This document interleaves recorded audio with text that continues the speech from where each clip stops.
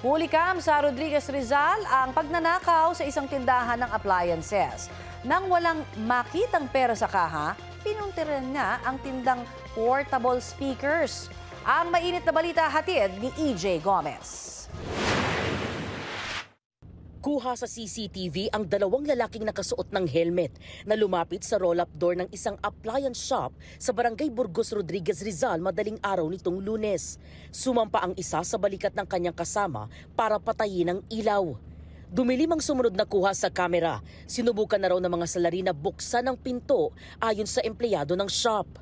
Meron po silang dalang bull cutter para po mabuksan yung roll-up.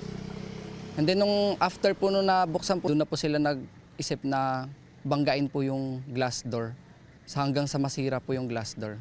Sa unang beses na pagbangga ng motorsiklo, hindi nabuksan ang pinto.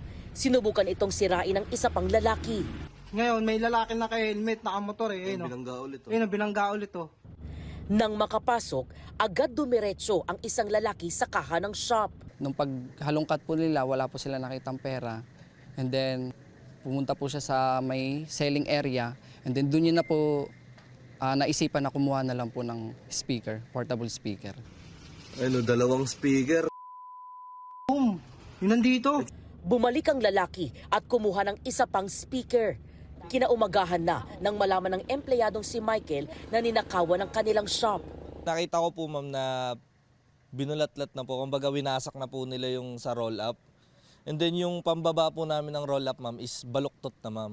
And then pag angat ko po ng roll-up, and then nakita ko po doon ma'am, bukas na po yung glass door. Abot daw sa 26,000 pesos ang halaga ng mga portable speaker na natangay ng mga salarin. Ito po yung appliance shop na nilooban.